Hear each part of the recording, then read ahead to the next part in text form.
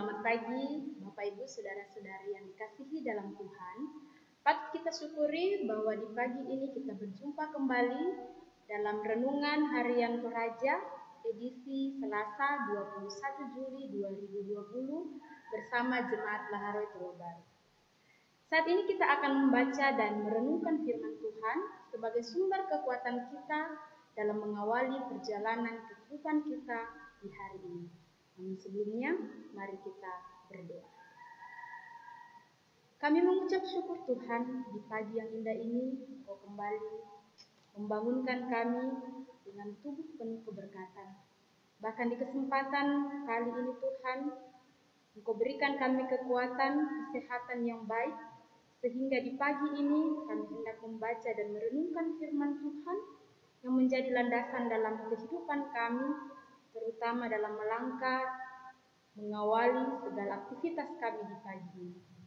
Berfirmanlah kepada kami Tuhan, karena sesungguhnya kami anak-anak-Mu telah sedia mendengar. Di dalam dan melalui anak-Mu Yesus Kristus kami datang berdoa dan bersyukur kepada Bapa di surga. Amin.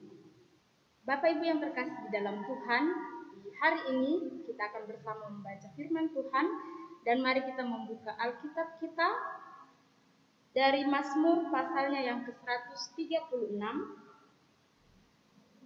ayat yang ke-7 hingga ayatnya yang ke-12.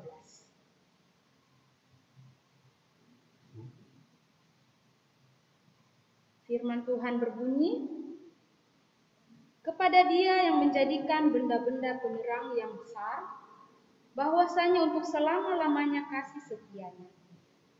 Matahari untuk menguasai siang, bahwasannya untuk selama-lamanya kasih setianya. Bulan dan bintang-bintang untuk menguasai malam, bahwasanya untuk selama-lamanya kasih setianya. Kepada Dia yang memukul mati anak-anak sulung Mesir, bahwasanya untuk selama-lamanya kasih setianya. Dan membawa Israel keluar dari tengah-tengah mereka, bahwasanya untuk selama-lamanya kasih setianya. Dengan tangan yang kuat dan dengan lengan yang teracung, bahwasanya untuk selama-lamanya kasih setianya. Demikian firman Tuhan. Haleluya. Amin. Bapak Ibu Saudara-saudara yang dikasihi di dalam Tuhan, tema perenungan kita di pagi ini adalah kasih setianya.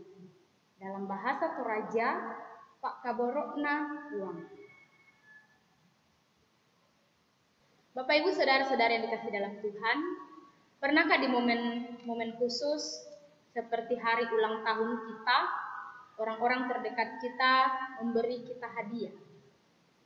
Kira-kira mengapa mereka memberikan kita hadiah?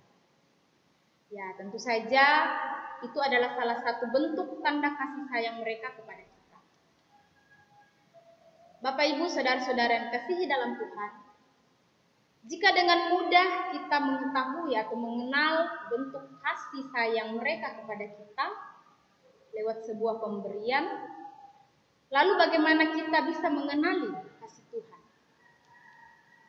Dalam pembacaan kita saat ini, pemazmur mengajak kita untuk melihat dan mengenal kasih Tuhan dalam beberapa hal.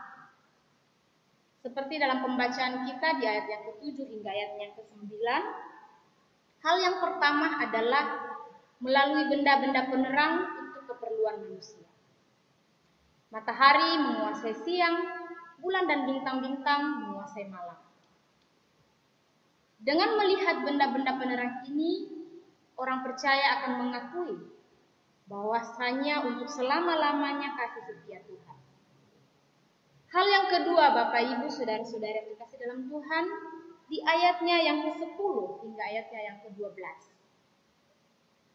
Melalui tindakan-tindakan Tuhan, memukul mati orang-orang atau anak-anak sulung Mesir dan membawa bangsa Israel keluar dari tanah Mesir.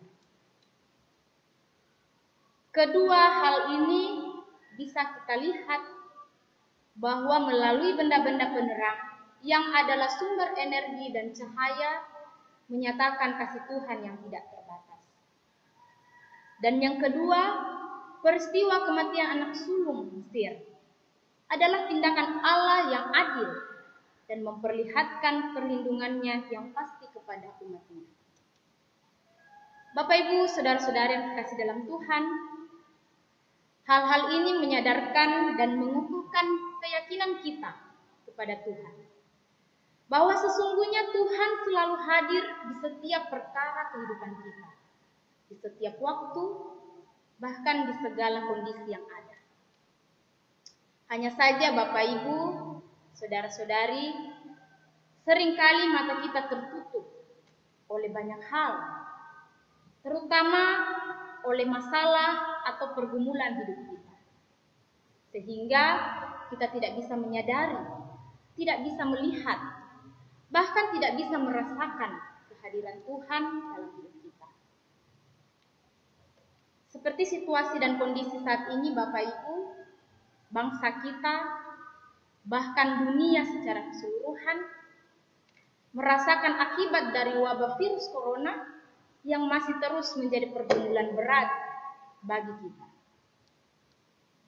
Bahkan kita mendengar berita lewat televisi ataupun media sosial yang lain, bencana alam terjadi di beberapa tempat, belum lagi pergumulan hidup kita yang begitu berat secara pribadi, rumah tangga kita, pekerjaan kita, bahkan dalam persekutuan kita. Nah, Bapak Ibu saudara-saudari yang dikasihi Tuhan, masihkah kita menyadari, melihat, dan merasakan kasih setia Tuhan di tengah-tengah kondisi seperti ini?